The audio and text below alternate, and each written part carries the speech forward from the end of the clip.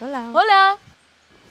Tía, ¿y esa cara? ¿Qué te ha pasado? Res. Nada tipo que te has ido a dormir a las 1000 mirando Netflix, ¿no? Bueno, i WhatsApp, i jugant al Brawl, i mirant tutorials de guitarra a YouTube. Però estic bé, amb 5 horetes de son en tinc prou. Pues tus ojos creo que no dicen lo mismo. Tia, ja dormiré quan em mori. Si no aprofitaré el temps, quan ho faig? ¿Te digo algo que no te vas a creer? Si te vas a dormir a las 11 y te levantas a las 7, duermes 8 horas. A veure, a les 7 em llevo, sí, però de les 11 no ho tinc massa clar. Pues tienes que encontrar la manera, tía. Dormir es súper importante.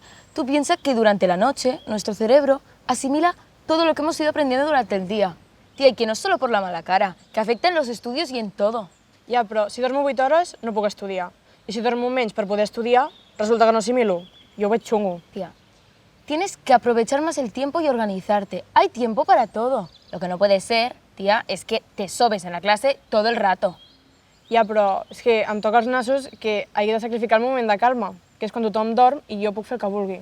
Si yo entiendo que quieras tener tus momentos, pero no hay momento más importante que el de dormir. Si no duermes bien, no estarás bien. Tu això ho tens molt clar, eh? Vull dir, segur que doncs bé, ja t'ho veig, estàs estupenda. Perquè tu no t'adorms a filo, és veritat.